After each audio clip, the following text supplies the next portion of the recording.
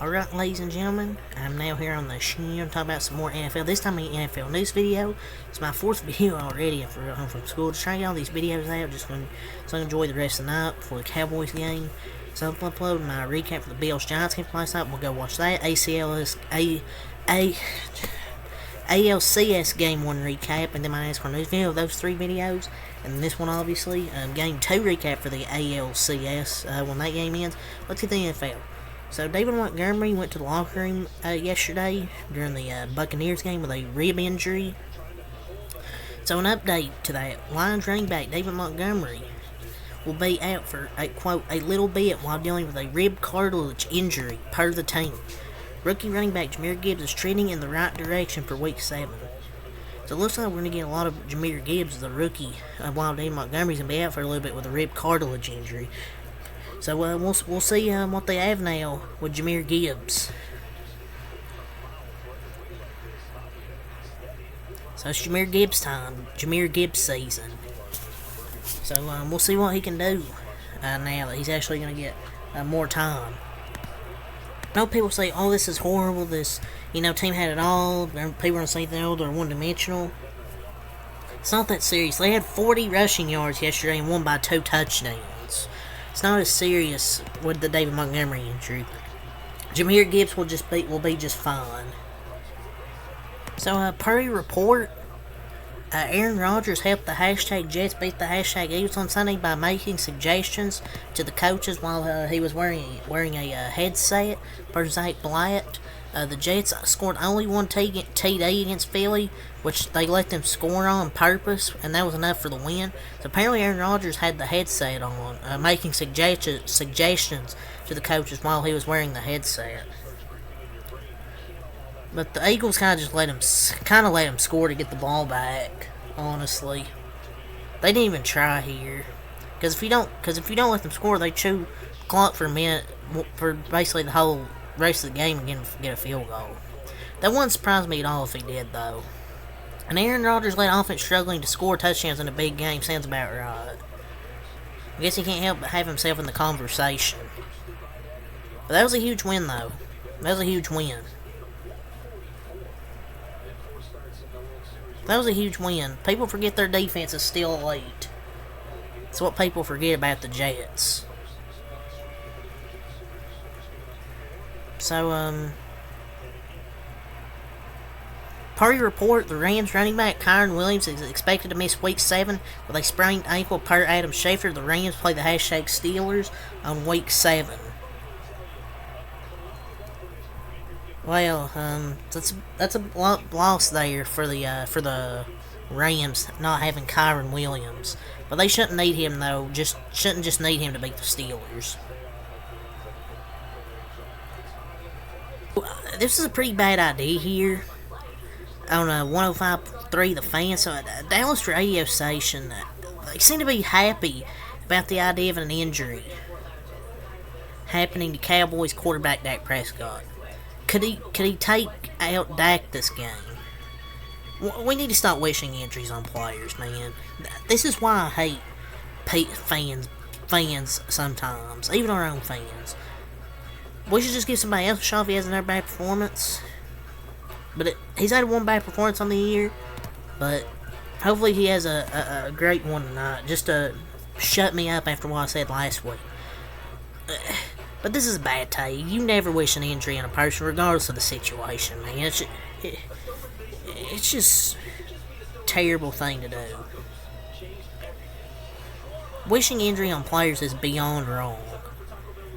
But these are the same people that wish for Christian McCaffrey to be injured before last year's playoff game, so I'm not surprised. That's why I hate some Cowboys fans sometimes. I swear, some of these Cowboys fans have no fucking common sense. So Julian Edelman shared a crazy story about the 49ers coach Kyle Shanahan on Fox. In 2018, when Edelman was in the bathroom, Kyle came to him and started to talk about route running. I'm full out and everything. This guy loves football so much. Whip routes and whip outs. And not in the bathroom, man. Yeah, that's a pretty funny story. So, per report, on one of the best prospects in college football, because this is a big topic around Brock Bowers. You know, he'll be in the draft next year. So, per report, Georgia tight end Brock Bowers, one of the best prospects in college football, is set to undergo tightrope surgery on his injured ankle and will miss at least a few weeks per On3 Sports. He has 41 catches this year for 567 yards and 4 touchdowns. He caught 63 passes for 942 yards and 7 TDs last season. I mean, maybe this will hurt Georgia, because Missouri, I think, is a good team. They're actually a legit team, unlike my Wildcats. But they can beat Tennessee and Mississippi. I think Mississippi State they have on their schedule. They have Florida next. I think they'll handle Florida. Ole Miss, Missouri's gonna be tough. Some tough games there. So they have some tough games, but I think they can still beat these teams without Brock Bowers. But it's gonna be tough though. I hope Brock Bowers though for sure. So, an update on Bears QB Justin Fields. He was diagnosed with a dislocated thumb and has no timetable right now per the team. They might as well put him on injured reserve. There's zero chance that he doesn't require surgery after popping it back in on the sideline. It has to be like ligament damage. He might just get surgery at this point. I think they should just put him on injured reserve and have him out for the year, because he has to. There's no way he's not getting surgery.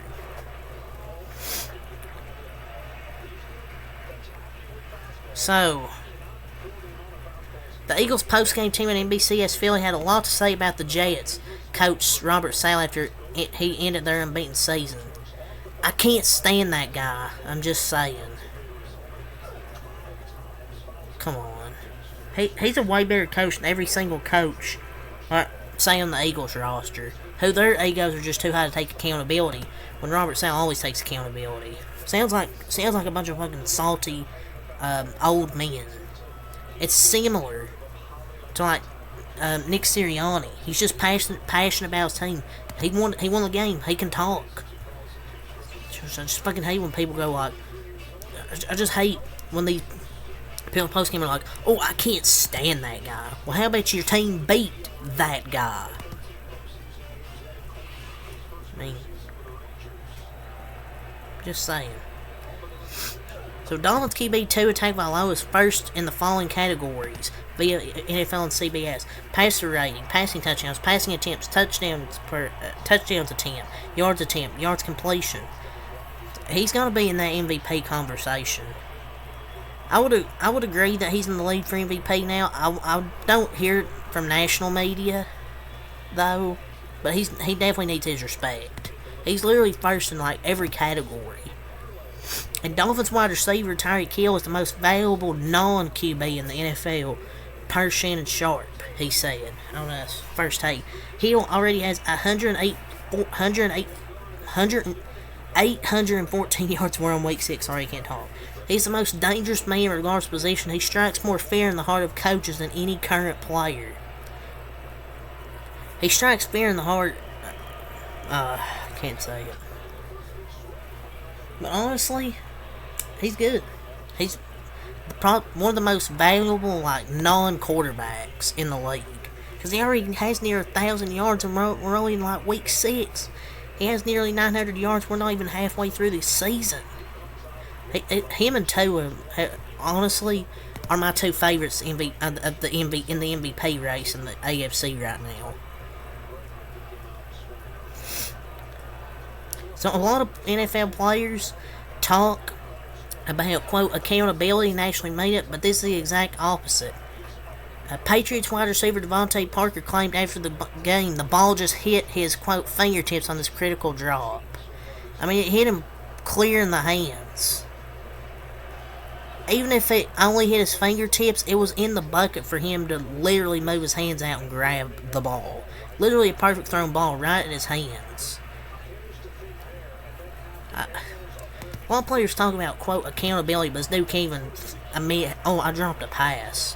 It was a really, really bad drop. You gotta catch that. I remember when people thought Devontae Parker was good? Yeah. He ain't any good. So, in the Bills Giants game last night, Bills running back Damien Harris suffered a neck injury and an ambulance was on the field, but we got a good update about him today. Harris was taken to a local hospital during the game after suffering a neck injury, but he does have, quote, full movement in his extremities.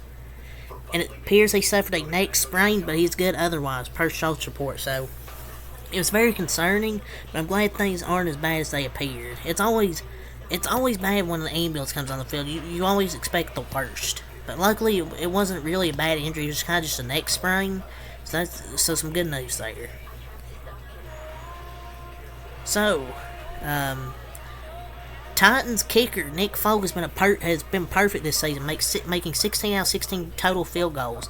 In fact, he's been 70 of 70 field goals made from inside the 40s since 2019 and made a total of 90.4 of his kicks in 3 seasons with the hashtag Patriots. For some reason, Bill Belichick used a 4th-round pick in the 2023 draft to replace him with Chad Ryland, who's only 5-9 on field goals this season.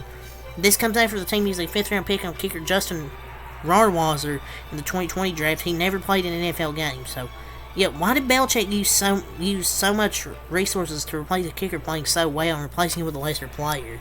Nick Folk is 16 of 16 this year. I don't know why he's asking us.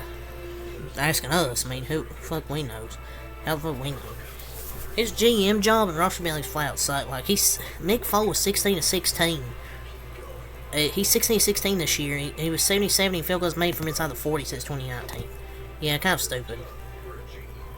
So, per your report, former NFL wide receiver Antonio Brown was arrested for allegedly failing to pay child support, according to the WPLG Local 10 News. Brown was reportedly taken to custody outside his home in Dania Beach after he entered a taxi. His ex, Wilters Jackson, said he allegedly owes her nearly $31,000 in unpaid child support. Bro, just pay the money. Well, I mean, he got his wish. I mean, someone finally picked him up. I mean, he wants somebody to pick him up. The police did. So, rumors. The hashtag Broncos might be making a change on defense. According to Pat McAfee show, who works on ESPN with Rex Ryan, says there are, quote, rumors that Rex will soon take over as defensive coordinator for the hashtag Broncos. Pat says this is stuff he's hearing from around the league, not ESPN.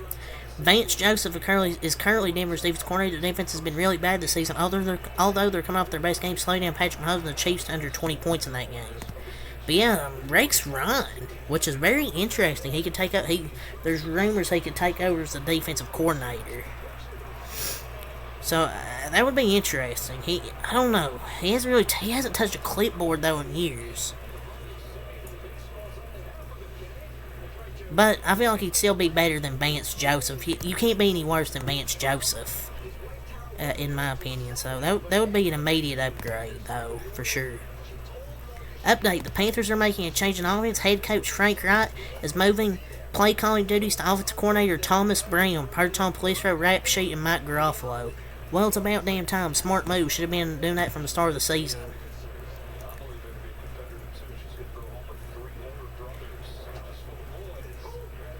So the Commanders took cornerback Emmanuel Forbes in the first round of the 2023 draft. One pick of Patriots promising rookie Christian Gonzalez. Forbes has played so badly so far. He received 0 snaps during Saturday's win over the Falcons. Washington picked off Ritter 3 times without Forbes. So Danny Johnson, undrafted career backup, play over Forbes, and it really seemed to improve the defense.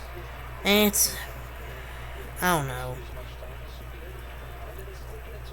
It's his first year. He'll get better. Raiders defensive tackle Adam Butler played 4 seasons with Patriots under Bill Belichick, and after Belichick lost Sunday, Butler said Bill disrespected him.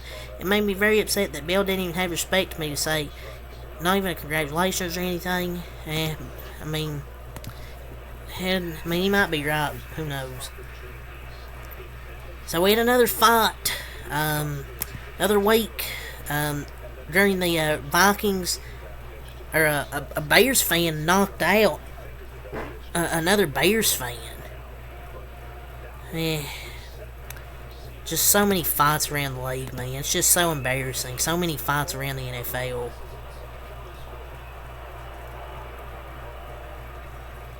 Trending Bucks QB Baker Mayfield said after the 26 loss to the Lions, I sucked. He was 19 of 30 for 206 passing, no touchdowns, no interceptions. After the game, he said, "quote We sucked today. I sucked today. It was awful from the let go. We can't play like that. We didn't start fast. We didn't pick it up in the middle, and we didn't finish strong playing simple. We have to be better than the Lions.